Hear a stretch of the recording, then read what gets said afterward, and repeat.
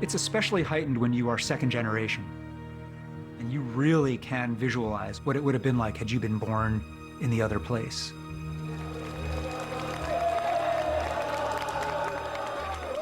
Where would I be had my parents not made it to the United States? We sit here talking just a couple of weeks after the anniversary of the massacre on Tiananmen Square. I think about what it would have been like to have been a high schooler in Beijing and what choice I would have made. I had the good fortune to be born American. I can express my political opinions, and I'm not going to get just scooped up by cops in the middle of the night. And that has really fueled my sense of purpose. The entirety of my life after college has been in public work, either working in government or working to promote political engagement. I want for us as citizens to be as prepared and powerful and engaged and literate and ready to participate and contribute as we possibly can.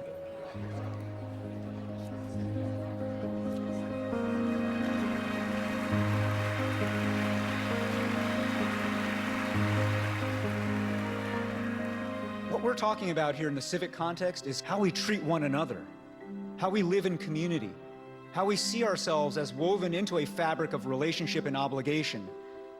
And that notion is what our broken, fissured, fragmented body politic today needs deeply.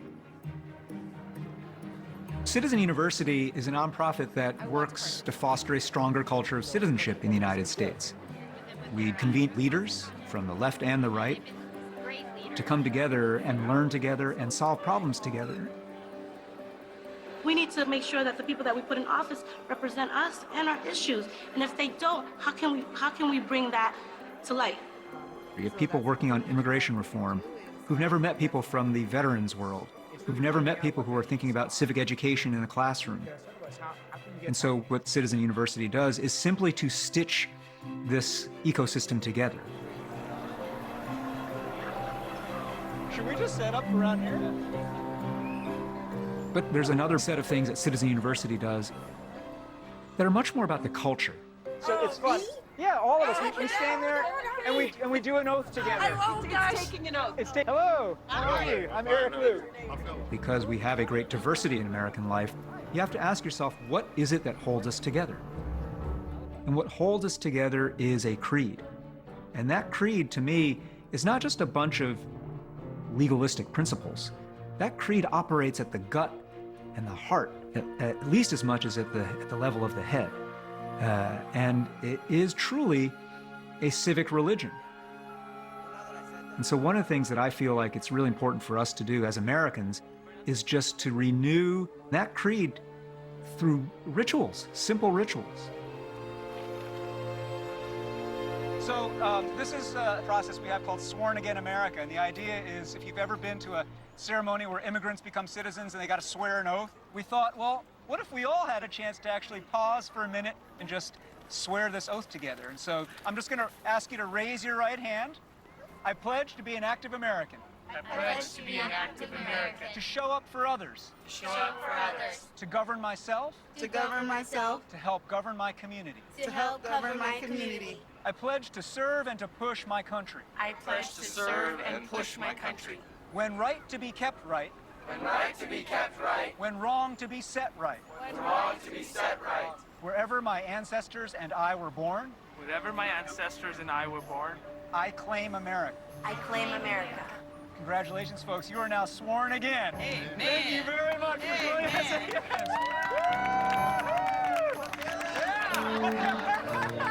How'd that feel for you all to do that? Did it? That really touched me. Doesn't it? Where are you from? It's not just the oath. It's more about renewing our sense that we have a civic inheritance here and a set of values that are worth nurturing. That's the spark of Americanness that I hope does not get subdued even in this age of cynicism about what's possible in politics. Because when you stop showing up, you stop participating, you cede the field to the few who would like perfectly to command the field. And they usually don't have your interests in mind.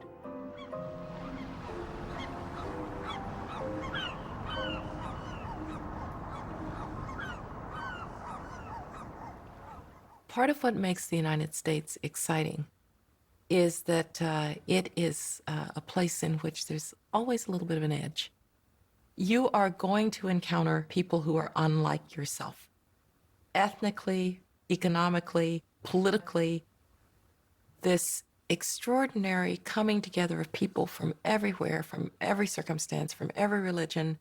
What infrastructure is it that is needed to support that? What set of responsibilities and obligations support that? What relationship to what the government does and what individuals do? It's a pretty complex story. Whenever I talk to people about our common aspirational narrative as being what holds us together, they say, yeah, that's what I think too.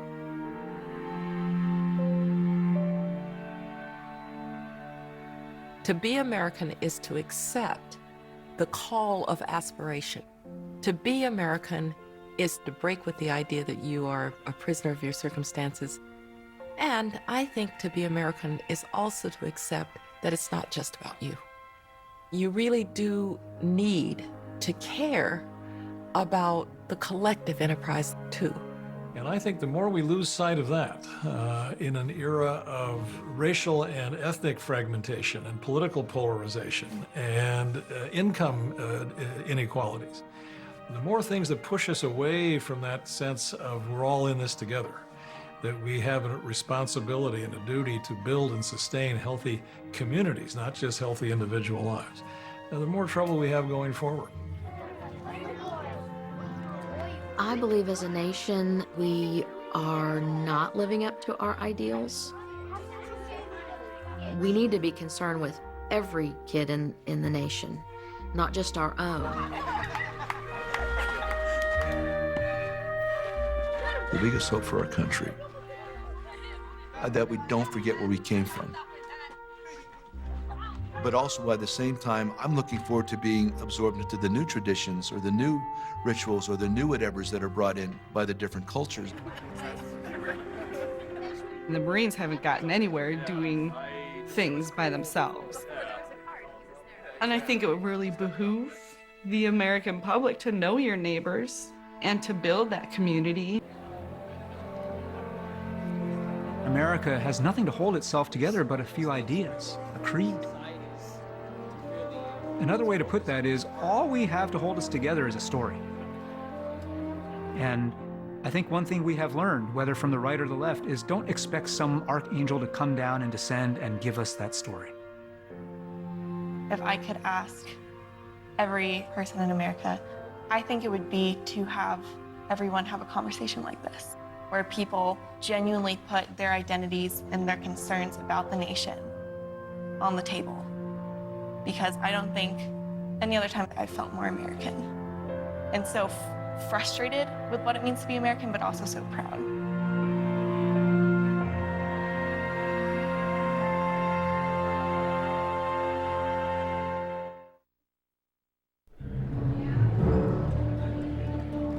Students around the country are discussing the PBS film American Creed with curricular support from Facing History and Ourselves and the National Writing Project.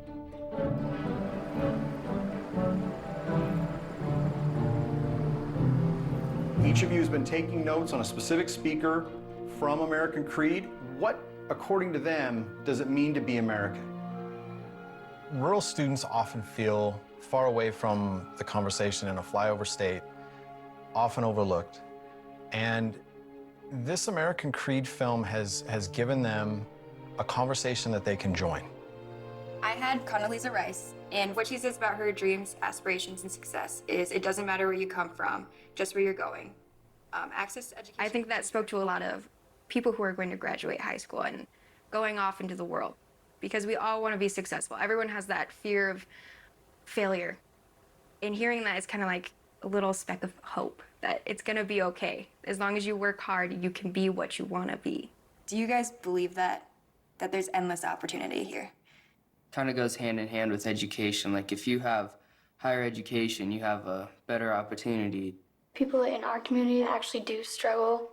If you look at our population, a large part of us work at the mine. So it kind of makes me think of what might happen if our community's main source of jobs was lost.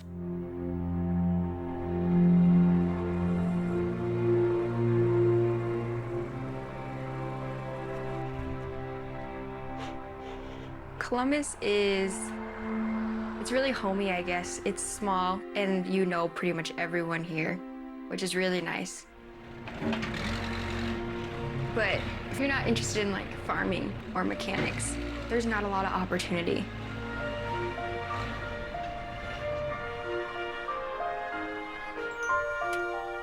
And this one's your receipt. Thank you. My mom is literally my everything. She might brought up too. She grew up in very humble circumstances. I want to be really successful for her. Thank you. Have a great day. I'm not rich. I'm not wealthy. I can write well, and I want to take that somewhere.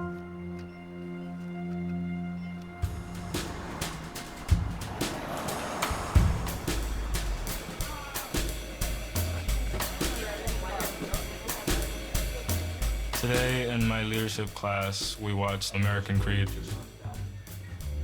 It was very nice for a change to have it not be like, oh, you have your token black character, oh, you have your token sort of Hispanic character and what have you, but actually see people that weren't like-minded at all having a discussion about how they can come together.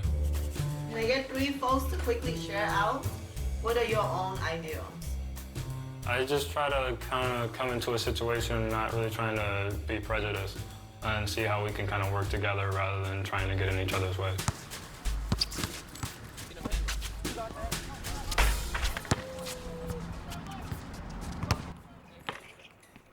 I live on like the corner where every sort of person from the community comes to like play ball.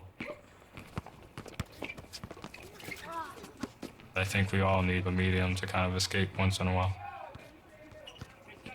Paying rent, it can be tough for the sort of people around me. I mean, even my family like struggles paying rent. My reaction to American Creed was to ask, how can I help my neighbor get where he wants to go so that he can help me get where I want to go?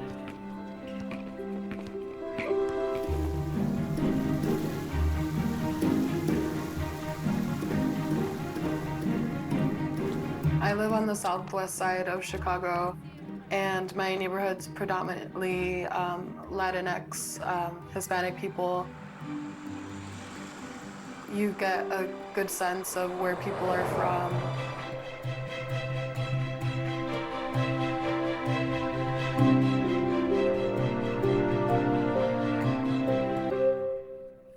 So this picture is actually my grandmother being taken to the airport. So she was coming here. And that was in Guanajuato? Mexico. Yeah. Something that's talked about in American Creed is this aspect of luck.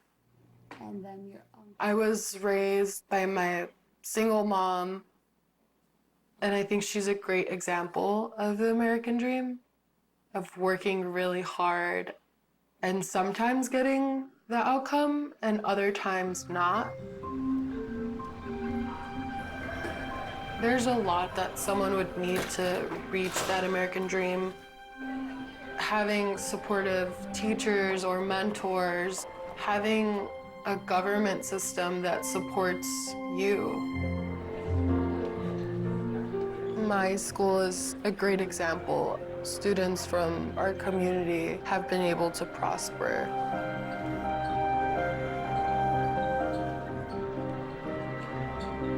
That's what the American Creed is all about. Equality and freedom and opportunity, right? These big American ideals that have always drawn everyone's family here to America, right? Those are the things that drew my family to America. I go out on my lunch break and people are out there with signs and horns and bells and whistles. When we talk about the idea of the American Creed, we're talking about describing the heart and soul of a country.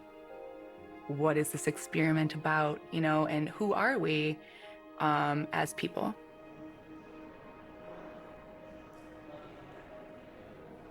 Being American means loving this country so much that you accept that it's not in the place that it needs to be, and doing whatever you can to see that it reaches its fullest potential.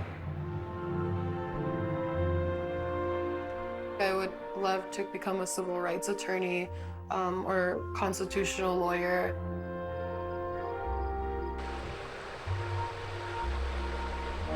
When I graduate college, I want to go out and teach English. I want to teach writing or be a journalist. Anyone can do it. Anyone can pick up a pencil and write. But if you have a purpose to write, you can change the world. I would love to be a psychiatrist or mental health advocate in my community. That would be one of the ways that I would love to give back. Many colleges have reached out to me, but I would like to go where there's the least amount of money to be paid, because I live with 4 other brothers who I would like, and my parents would like, and they would like to go to college. Being American is looking at your situation and being able to go, look, it might not be good now, it might not be good for a while, but I'm going to work my butt off so that it can be good for me and hopefully the next generation.